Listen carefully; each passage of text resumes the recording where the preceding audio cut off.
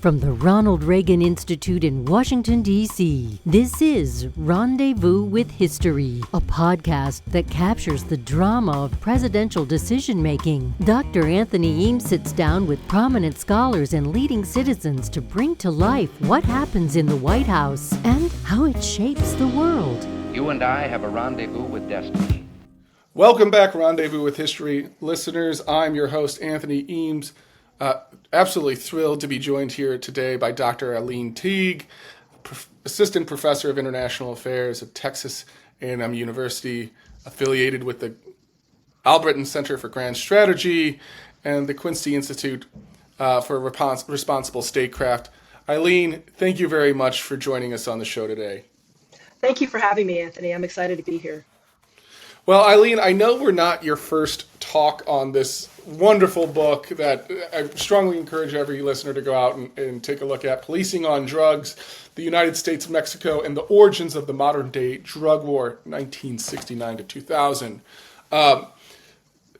Certainly in the news quite a bit lately, there's been discussion about the kind of militarized policing of narcotics traffic in and out of Venezuela, in the Caribbean Basin, into the Pacific Ocean as well now. And a lot of people are looking to history for answers.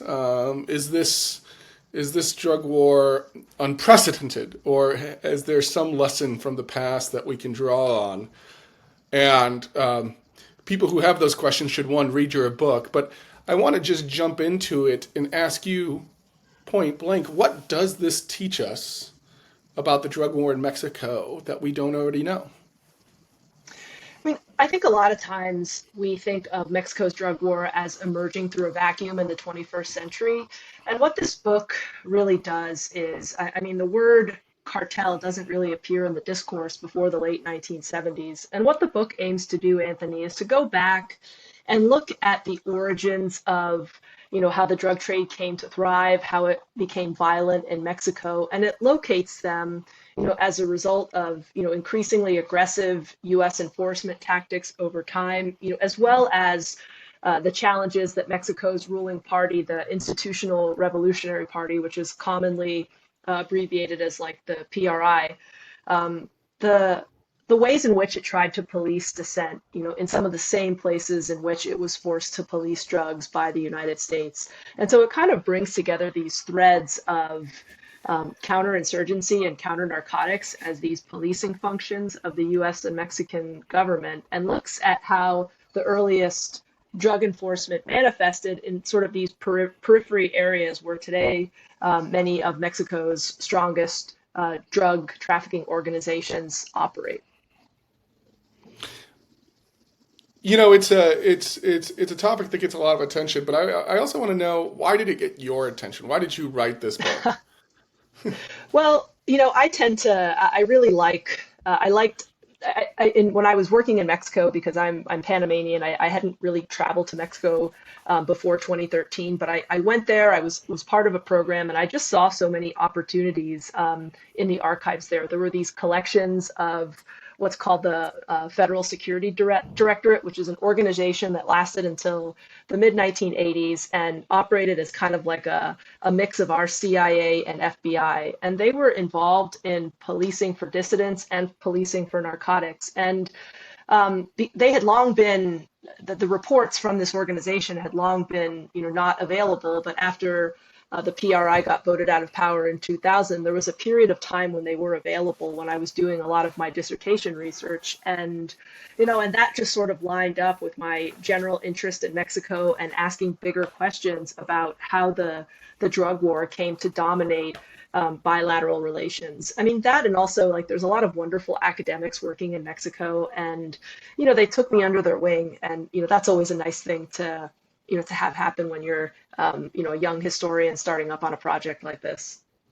So that's the origins as to why you wanted to write the book. And now I want to get into the origins of the drug control relationship in the broader kind of U.S.-Mexican relationship that takes root not in necessarily 1969, the beginning of your book, although that, as you will get into, clearly an important departure point.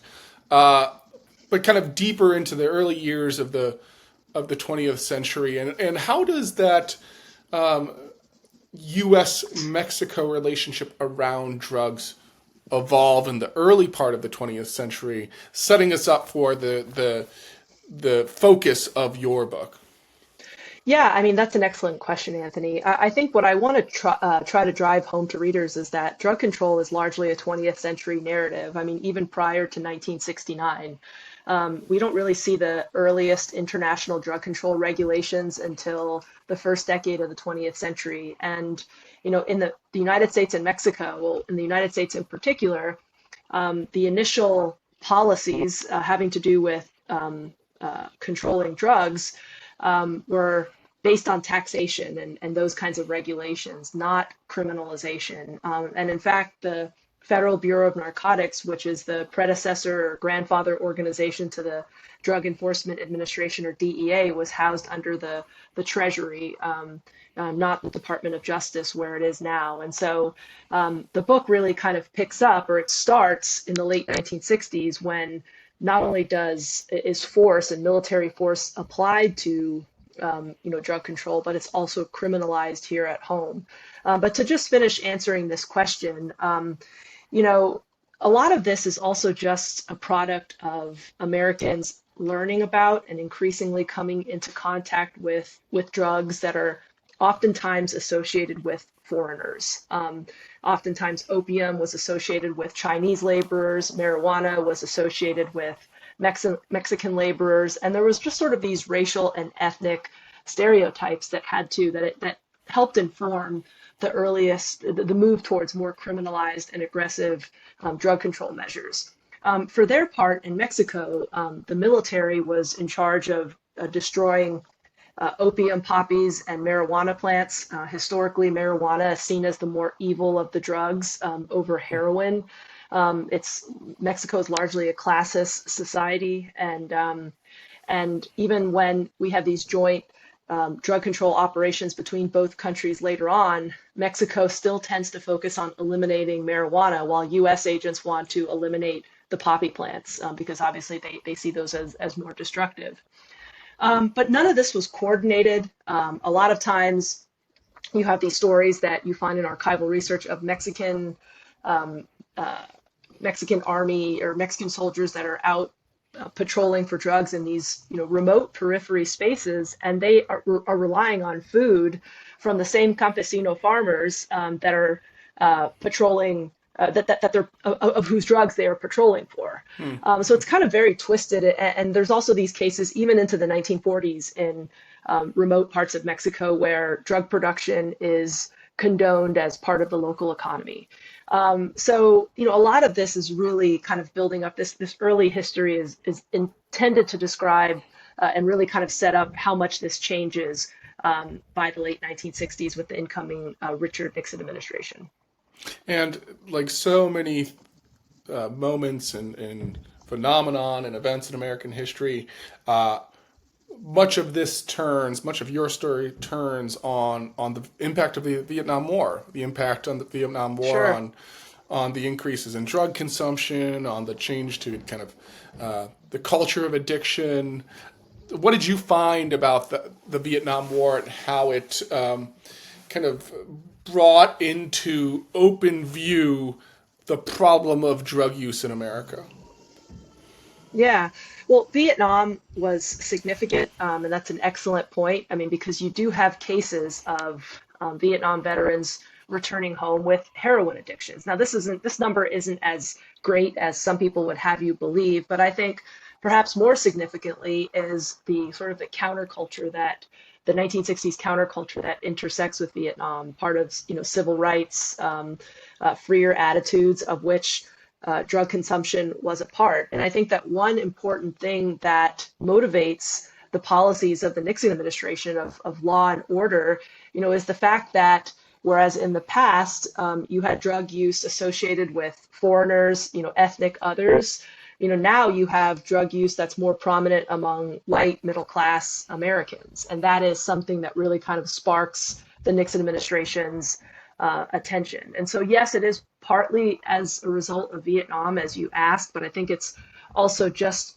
about what the Vietnam era represented in terms of the types of attitudes that we see in American society that are actively sort of articulating a voice against against government authority in a way in which U.S. politicians hadn't seen before. We started this conversation about, what's new under the sun. The kind of drug war and immigration issues today, are they precedented? Are they unprecedented? And you really do a deep dive on the kind of Nixon's tough on crime messaging or philosophy, depends on how effective you actually think it was.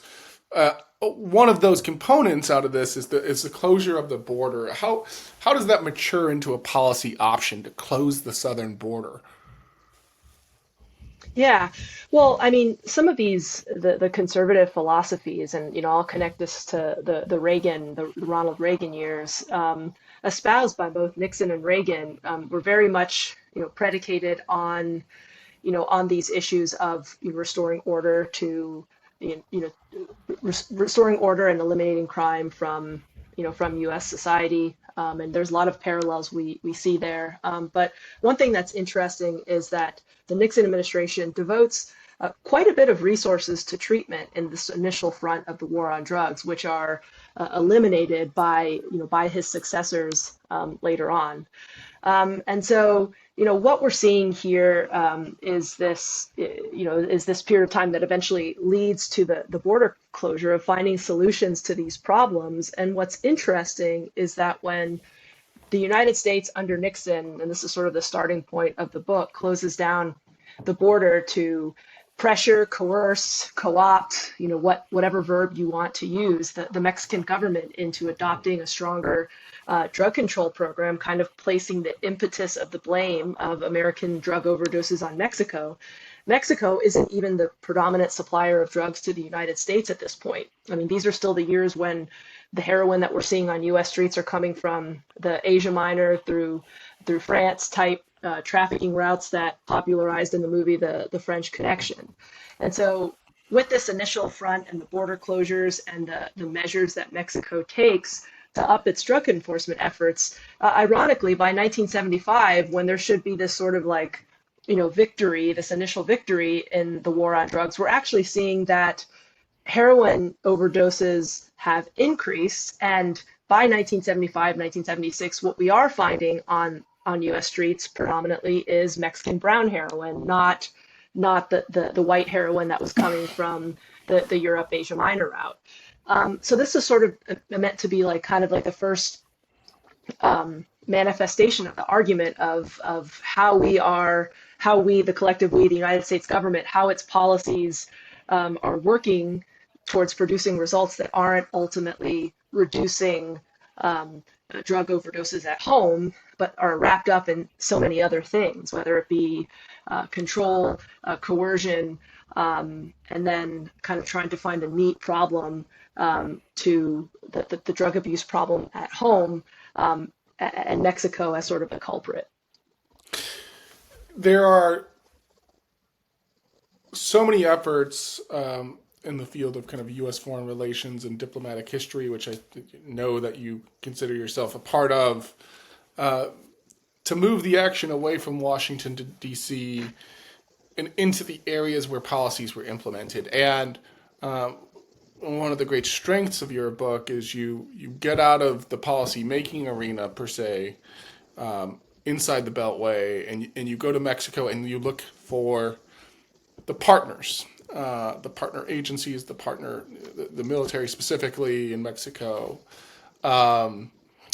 who and what were partnering with the United States on this kind of militarized counter-narcotic strategy, and what its impact was for Mexico specifically, is something that you draw out. And I really would love for you to tell the listeners what you found.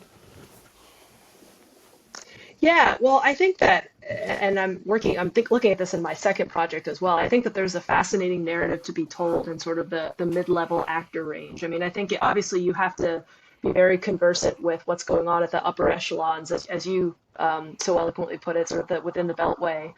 But a lot of times, even just in just the basic narrative of U.S.-Mexico relations, having shared this 1,900-mile long border, a lot of times the realities on the ground between, for example, people on each side of the border are a lot. It's a lot easier to understand the narrative, and I think that people on each side of the border, at the border, understand each other a lot better than these respective Americans and Mexicans do their respective capitals in Washington, D.C. and Mexico City. And so I think that that's why it's really important to kind of get out there and see how some of these stories are operating on the ground. Because one thing that I talk a little bit about the book are these complicated transnational alliance politics where at the same time that this story is developing, you're seeing this increased bureaucratization of drug control in which different agencies have a hand in the pie, but they're also allied with different agencies in Mexico, and some of which are trusted more so than others. So an example would be like, the DEA, who tends to be more allied with the federal judicial police, whereas the CIA has more connections to the Mexican army. Customs has its own connections at different times in Mexico City. And then you have the State Department all the while trying to kind of make nice on issues that are happening in Mexico City.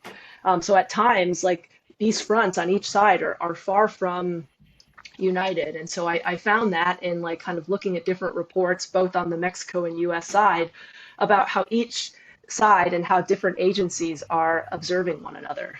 And I think that one thing that lends to, and I think one of the apex points of the book is Operation Condor of 1976, 1977, which is this herbicidal spraying campaign. And, when you kind of have this way of communicating with partners where it's based on agencies, based on certain kinds of alliances, what I'm sort of arguing in the chapter on Operation Condor, which is chapter 3, is that you can have it's basically like two operations are going on in one. I mean, you have an operation going on and both sides are understanding it very differently, with the United States more focused on a more technologically efficient herbicidal program.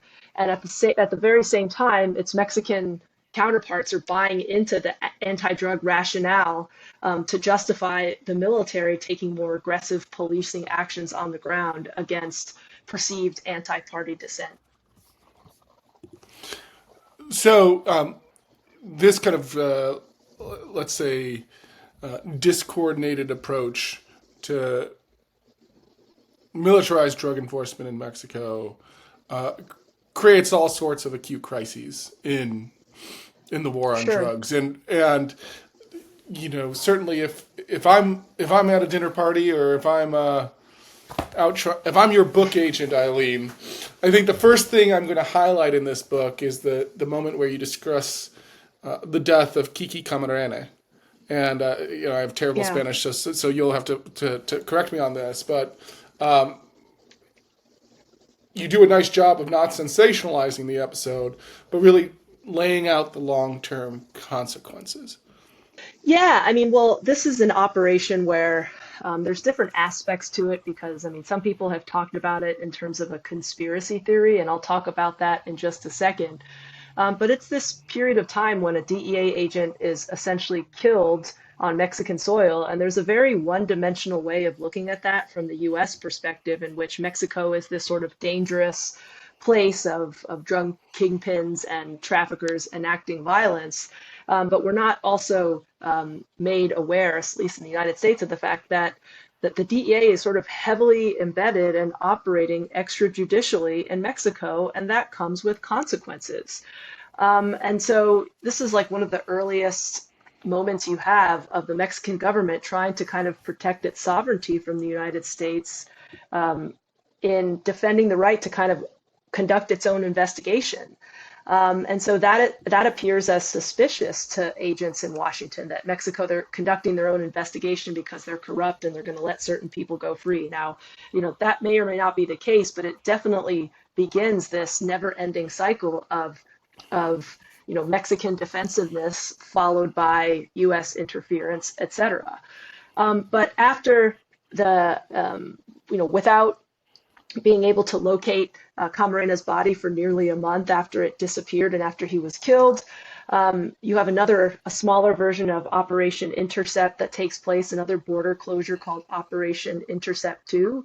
And then the DEA continues on in this investigation, which is one of the largest, at that time, one of the largest investigations overseas conducted by the DEA until 1989, when three of the Guadalajara cartel, this is kind of grandfather organization to today's Sinaloa cartel, when three of its leadership are eventually arrested and and thrown into jail.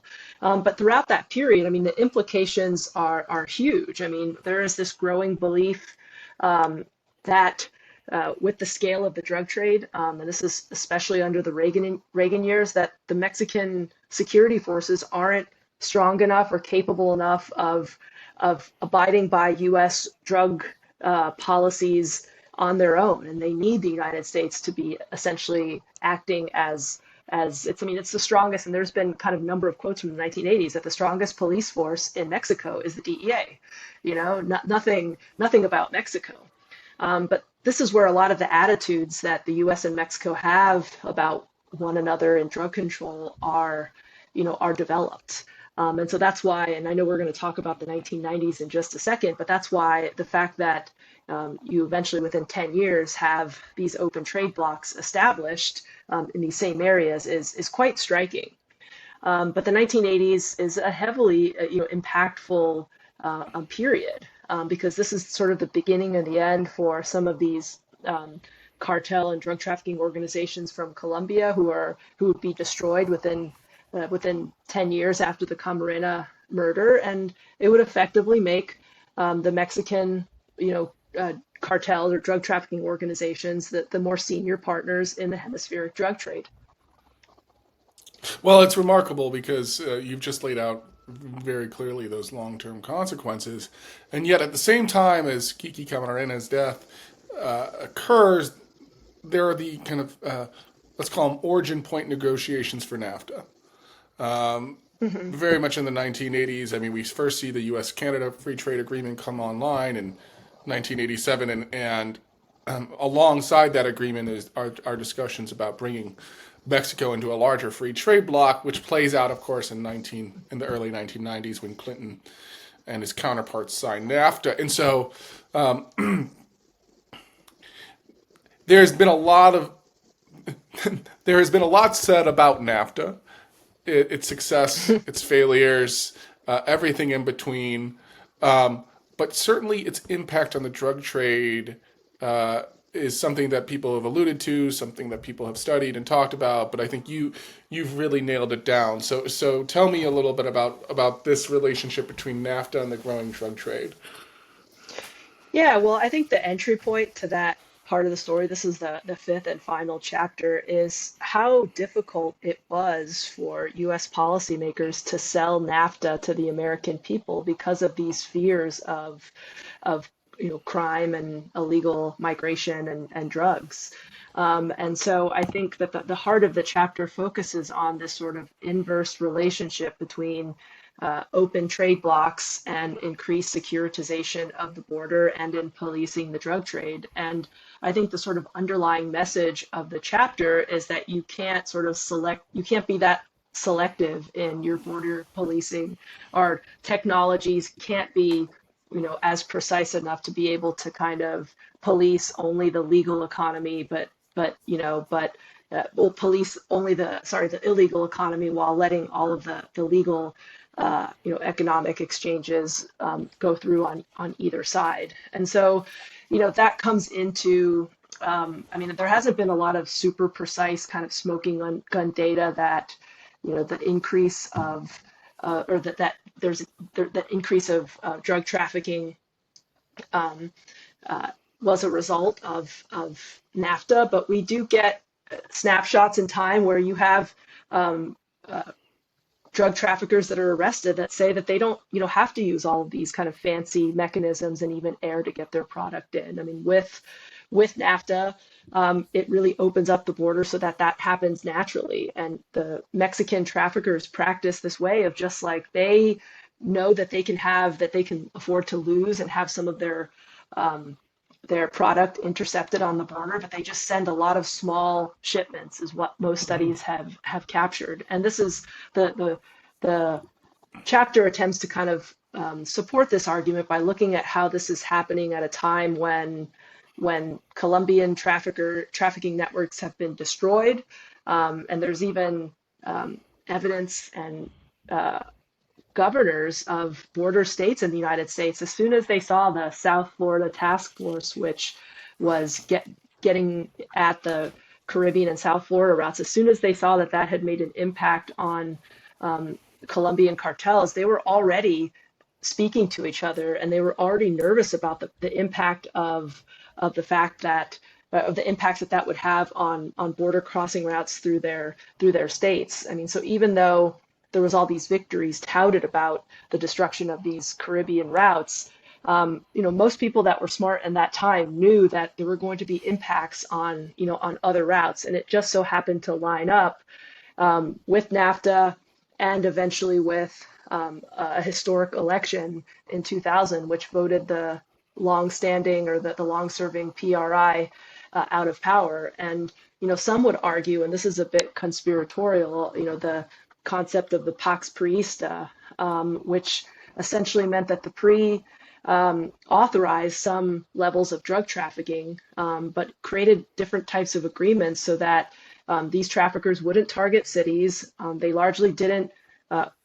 target people's families, and things like that. But that fell apart when the PRI was voted out of the presidential palace in 2000. I mean, and this is happening at the same time that eventually border security is going to escalate again with an onset of 9/11, which is outside the chronological parameters of the book, but still significant. But to get back to the 1990s and the NAFTA years, I mean, the last thing I'll say is that NAFTA coincides with the fact that, one, it's not pulling Mexico up by the bootstraps, and for a host of reasons, a year after NAFTA went into place, Mexico is sort of plunged into a peso crisis, which is a result of a number of factors that aren't necessarily related to the drug trade, but that inspires increases in illegal immigration. And then you kind of have to look at these recruiting grounds for the emerging Mexican cartels that we'll see in the 21st century, and how these political, social, and economic forces are coming together to create these conditions in the 21st century. At the same time, there's this sort of 2.5-decade history of the United States and Mexico going back and forth and practicing these more intensive policing policies. Well, we've just covered 30-year time span pretty efficiently here. And I want to wrap with two questions that are paradoxically connected. And the first is that you state very clearly that, in your estimation, aggressive counter-narcotics policies have failed, and failed pretty dramatically. And yet, on the other hand, it seems that these very policies in the context of the U.S.-Mexican relationship, or U.S.-Mexico relationship, have become a model for enforcement internationally. And I'm going to ask you to square the circle for me on that. Sure. Well, I mean, it's pretty, I guess let's address the counter argument first. I mean, it's pretty compelling for some people to ascribe to very simplified models of drug control, like a war on drugs, combating drugs, and all these types of metaphors we've been using for decades. One can even make the compelling argument that, in the absence of strong forces overseas, the use of the U.S. military produces really quick battlefield gains and seems to destroy the problem. And so where I guess I engage your question, Anthony, is that my book is intended to kind of show that we need to kind of be very careful in how we use military force, because oftentimes when there's different security imperatives at play, it produces unintended violence. And then I guess I would end the question by going back, and this is a bit hyperbolic, but maybe hyperbolic to stress the point that, we hear all this discourse about narco-terrorism right now. And in some ways, I think the word narco-terrorism is a bit of an oxymoron because traditionally, narcos, drug traffickers, are not ideological and they're not political. But it's been these militarized, prohibitive, punitive policies that over time, have made these criminal organizations infiltrate civil society, infiltrate governments, et cetera. And so it's not always clear. It depends on the society what this sort of portends for future policy, but it does make for a compelling case that these policies make the cartels more violent, and they have no corresponding effect to drug use at home. I mean, and in fact, sometimes it's almost the opposite. And so that is what this book is sort of intended to provide a case study of in the longer term in Mexico's case. Well, Aileen, I think that's a lesson that we should all keep front of mind as the kind of war on drugs continues and continues to be a major point of policy discussion in and around Washington, D.C. Aileen, thanks so much for joining us on the show and looking forward to the next book. Thank you so much for having me, Anthony. It was great. Rendezvous with History is a podcast produced by the Ronald Reagan Institute's scholarly initiatives. You can learn more at ronaldreaganinstitute.org and follow along on social media at Reagan Institute.